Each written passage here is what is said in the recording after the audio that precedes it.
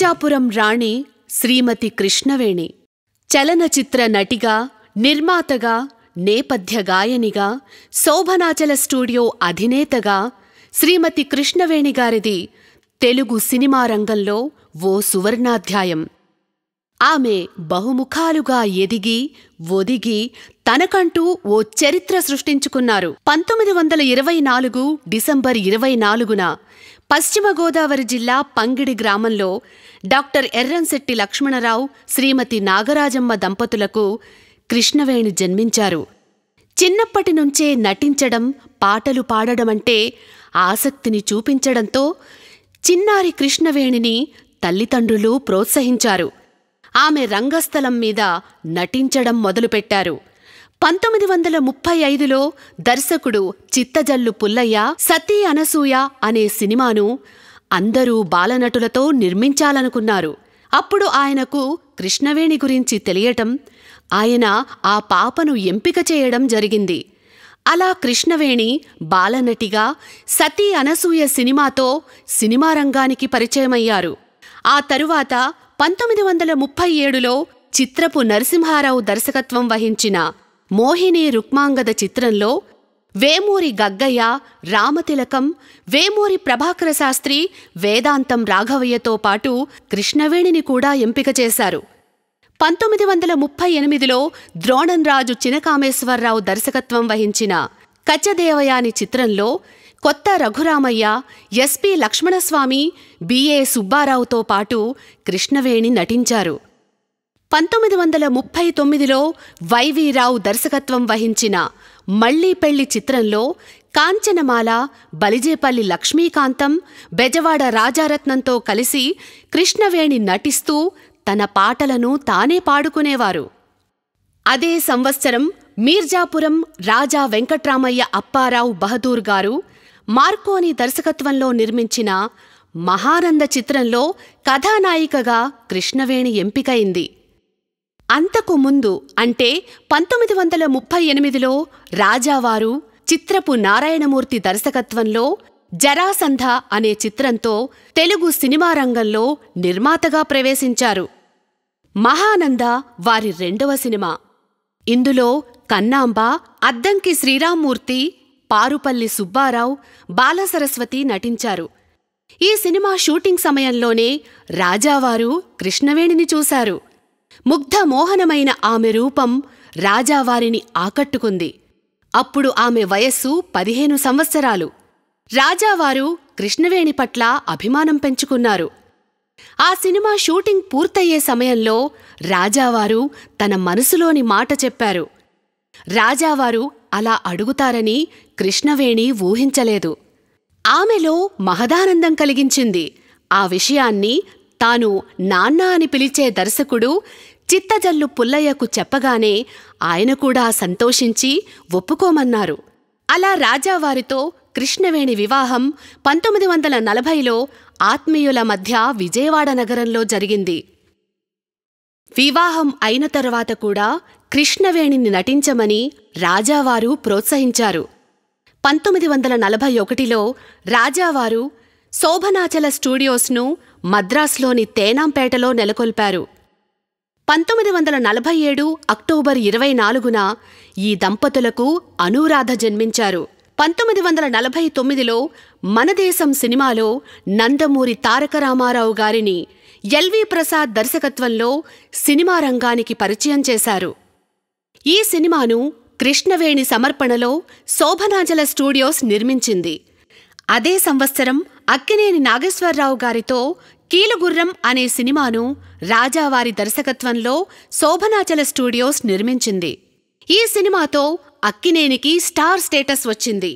రాజావారు గొల్లభామలో అంజలీదేవి, జీవనజ్యోతిలో చెదలవాడ నారాయణరావు, లక్ష్మమ్మలో ఘంటసాల, దాంపత్యంలో కమలా కొట్నీస్, రమేష్ నాయుడు, లక్ష్మమ్మ చిత్రంతో దర్శకుడిగా త్రిపురనేని గోపీచంద్ వంటి వారిని చిత్ర పరిశ్రమకు పరిచయం చేశారు.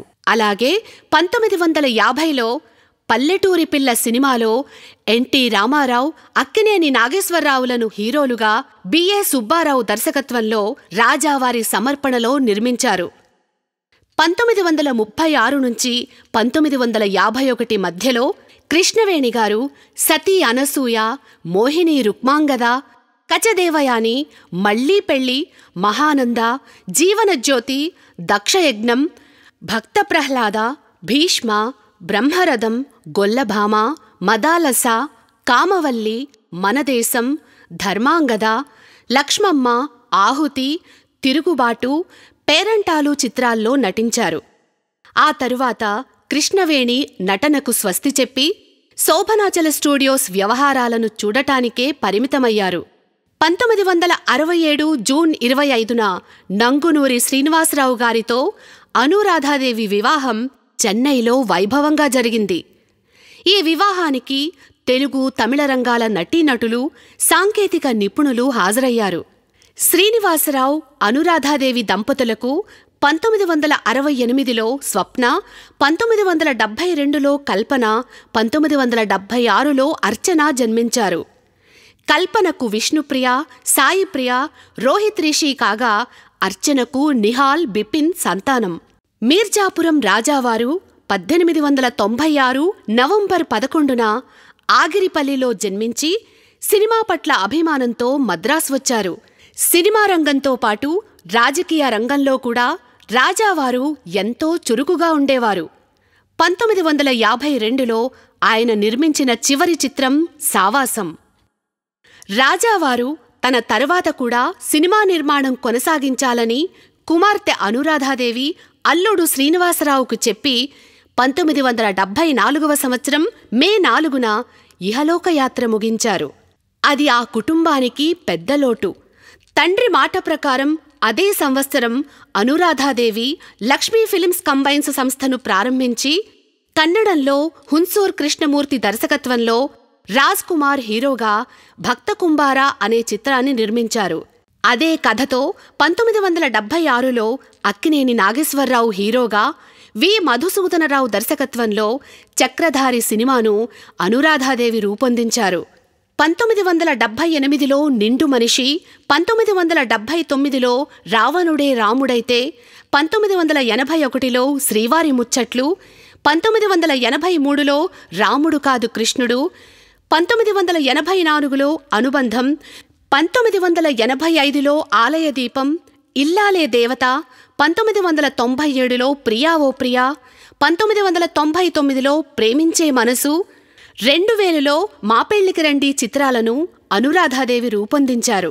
తల్లి శ్రీమతి కృష్ణవేణితో కలిసి హైదరాబాదులో స్థిర నివాసం ఏర్పరుచుకున్న అనురాధాదేవి చిత్ర నిర్మాణానికి దూరంగా ఉన్నారు. 2004వ సంవత్సరానికి రఘుపతి వెంకయ్య అవార్డుకు శ్రీమతి కృష్ణవేణిని ఎంపిక చేశారు. అప్పటి ఆంధ్రప్రదేశ్ ముఖ్యమంత్రి వైఎస్ రాజశేఖర్ రెడ్డి గారు కృష్ణవేణిని సత్కరించారు. 2023లో ఎన్టీఆర్ శత జయంతి సందర్భంగా ఎన్టీఆర్ లిటరేచర్ కమిటీ అధ్యక్షుడు టీడీ జనార్దన్ నేతృత్వంలో హైదరాబాద్లో జరిగిన గొప్ప బహిరంగ సభలో నారా చంద్రబాబు నాయుడు, నందమూరి బాలకృష్ణ సమక్షంలో శ్రీమతి కృష్ణవేణిని ఘనంగా సత్కరించారు. 2024 డిసెంబర్ 14న ఎన్టీఆర్ లిటరేచర్ కమిటీ నేతృత్వంలో విజయవాడలో జరిగిన మనదేశం సినిమా వజ్రోత్సవం సందర్భంగా ఆంధ్రప్రదేశ్ ముఖ్యమంత్రి నారా చంద్రబాబు నాయుడు గారు, మాజీ ఉపరాష్ట్రపతి ముప్పవరపు వెంకయ్యనాయుడు గారు రామారావు గారిని సినిమా రంగానికి పరిచయం చేసిన నిర్మాత, నటి శ్రీమతి కృష్ణవేణిని ఘనంగా సత్కరించారు. ఆ తీపి జ్ఞాపకాలతో గడుపుతున్న కృష్ణవేణమ్మ అనుకోకుండా అనారోగ్యంతో ఆసుపత్రిలో చేరారు. ఫిబ్రవరి 16 ఆదివారం రోజు 101 సంవత్సరాలు పరిపూర్ణ జీవితం గడిపిన శ్రీమతి కృష్ణవేణి భౌతికంగా మనకి దూరమయ్యారు.